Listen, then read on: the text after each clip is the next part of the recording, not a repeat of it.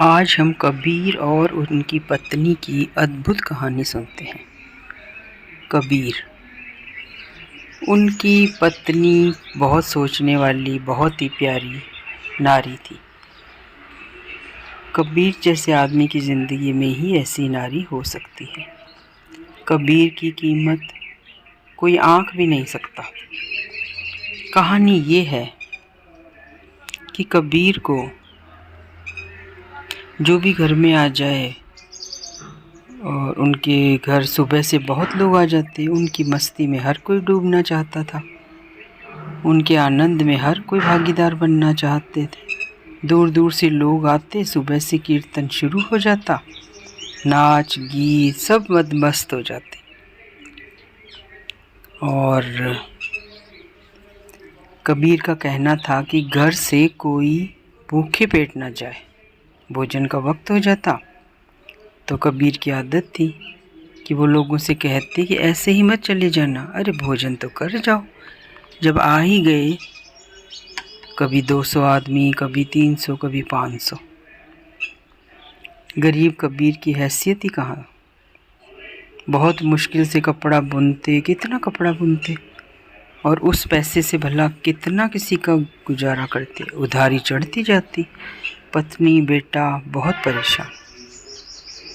एक दिन हालत ये हुई कि जब पत्नी बाज़ार गई दुकानदार के पास और भोजन का सामान मांगा, प्रार्थना की कि घर में 200 आदमी बैठे हैं और मेरे पति ने निमंत्रण दे दिया। अब मैं पीछे के दरवाजे से भाग कर आई हूँ, कुछ चावल घी आटा दे दो। उस दुकानदार ने कहा, बहुत हुआ, पहले का कर्ज चुकाओ। ये कर्ज बढ़ता जा रहा है, कैसे चुकेगा? तुम तो मेरी दुकान डुबोने पे तुली हो। ये कबीर का तो भजन चलता रहे, इधर मेरी दुकान का भंडा फूटता रहे। कबीर तो हर किसी को निमंत्रण दे देते। कबीर को तो पता है कि बर्बादी तो मेरी हो रही है, उसे क्या पता। कर्ज इतना हो गया कि मैं तुम्हें अब कुछ नहीं दे सकता। पत्नी ने कहा, कुछ भी करो, आज तो आपको देना ही होगा, क्योंकि मैं कबीर जी को किस मुंह से जाकर मना करूं। लोग बैठे हैं भोजन करने की तैयारी में। उस दुकानदार की उस कबीर जी की पत्नी पर बुरी नज़र थी। कबीर की पत्नी थी, सुंदर नारी थी।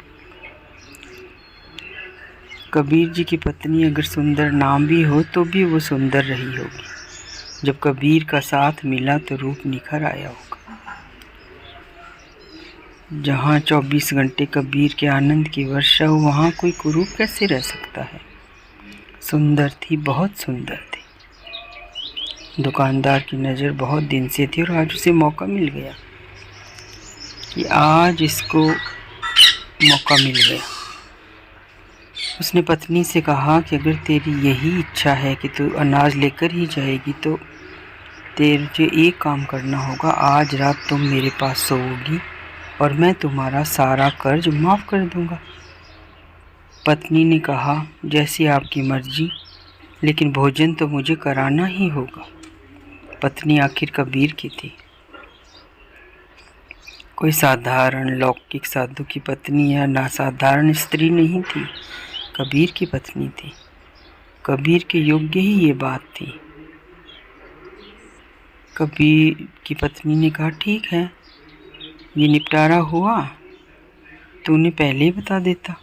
चल मुझे सामान दे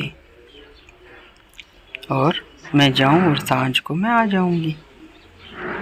वो सामान ले आई, सबको प्रेम से भोजन करवाया।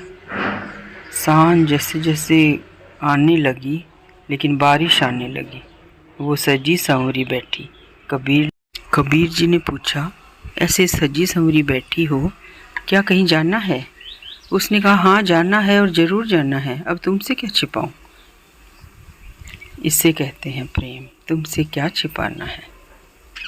पूरी कहानी कबीर से कह दी कि ये ऐसा मामला है, कर्ज बहुत बढ़ गया, आज दुकानदार देने को राजी न था। उसने आज रात मुझे कहा, रुक जाए पूरी रात तो सारा कर्ज माफ़ कर दूंगा। तो अपने को तो अच्छा है ना, अब कोई चिंता नहीं, अब जितनों को तुम्हें निमंत्रण देना हो तुम दो। वो मूर्ख बनिया पहले क्यों नहीं बोला? दुकानदार ने पहले ही ना बताया, ये रोज रोज की अड़चन ही ना होती। तो मुझे जाना है। कबीर ने कहा, बारिश बहुत तेज है, चल मैं तुझे छोड़ आता हूँ। ये सिर्फ कबीर ही कह सकते हैं। कबीर ने छाता लिया, पत्नी को छाते में छिपाया और चल पड़ा दुकानदार की दुकान की ओर। कबीर उसे ले गए और कहा, तू भीतर जा, मैं बाहर बैठा हूँ क्योंकि वर्षा बंद नहीं हो रही। तुझे जाते हुए घर आएगी तो तकलीफ होगी, तो मैं ही साथ ले जाऊँगा। जब तेरा अंदर का काम पूरा हो तो बाहर आ जाना। रात भी अंधेरी है, वर्षा भी जोर से हो रही है, तो मैं यहाँ बाहर छप्पर में बैठा हूँ। कबीर छप्पर में बैठे रहे और पत्नी ने दरवाजे पे दस्तक दी। दुकानदार वैसे तो बड़ी उत्सुकता से राह देख रहा था, लेकिन उसे एक डर भी था।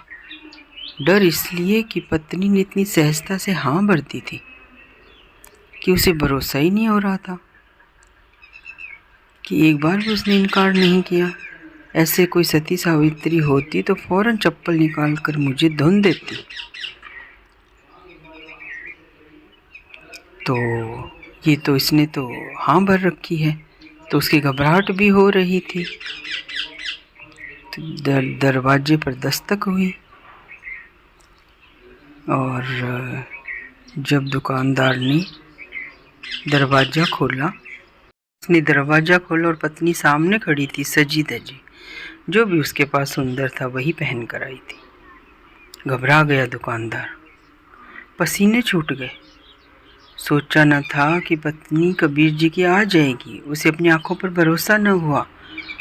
लेकिन दूसरी बार सोची, इतनी धुआंधार बारिश हो रही, उसमें वो आई है।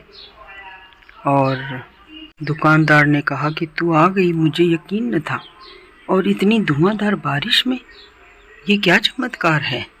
तुझ पर एक भी बूंद नहीं पड़ी, तू तो गीली भी नहीं हुई, तेरे कपड़े सूखे पड़े हैं। उसने कहा, भीगते कैसे? अरे कबीर जी मेरे पति मुझे साथ लेकर आए, छाता लिए, खुद भीगते रहे और मुझे छाते में छिपाए रहे। बोले मैं भीग जाऊं तो कोई बात नहीं, लेकिन तुझे तो उस दुकानदार के पास जाना है। उस बेचारे का क्या कसूर कि आज वर्षा हो रही है? वो तो दुकानदार और भी लड़खड़ा गया, हतप्रभ हो गया कि कबीर छोड़ गए, कबीर जी गए? उसने कहा, नहीं गए नहीं, वो छप्पर में बैठे हैं, क्योंकि वो कहते हैं कि जब मैं निपट जाऊं, बारिश ना रुके, तो वो मुझे साथ लेकर चले जाएंगे। तो तुम जल्दी निपट लो, जो करना है कर लो, फिर मैं घर जाऊं, क्योंकि वो ज़्यादा देर बिठाए रखना भी ठीक नहीं। सुबह ब्रह्म मुहूर्त में फिर उठना होता है, फिर भजन कीर्तन करना होता है, भक्त इकट्ठे होंगे, उनका खाना बनाऊंगी। पैरों पर गिर पड़ा दुकानदार, भागा। कबीर ने कहा, तू अपना काम कर, तू समय बर्बाद मत कर, तू इन बातों में मत उलझ। अरे पैर छूना ये सब बाद में करता रहना, सुबह आ जाना, भजन कीर्तन कर लेना, वहीं पैर छू लेना, लेकिन अभी तो अपना काम निपटा। उसने कहा, अब क्या बोल रहे हैं? दुकानदार हतप्रभ था, मैं मर चुका, मुझे और न मारो, मुझे मत धुतकारिए और मुझे इतना अपमानित न करो। कबीर ने कहा, नहीं नहीं, तुझे हम अपमानित नहीं कर रहे, इन बातों का मूल्य ही क्या है? ये होती है ज्ञानी की गृहस्थी। देखा दोस्तों, ऐसे होते हैं महान व्यक्ति। दुकानदार ने माफ़ी मांगी और कबीर और उनकी पत्नी को आदर से फिर से विदा किया। तो दोस्तों, ऐसी ही और कहानियाँ सुनने के लिए मुझे फॉलो करें और कमेंट कर ज़रूर बताएं आपको ये कहानी कैसी लगी। नमस्कार।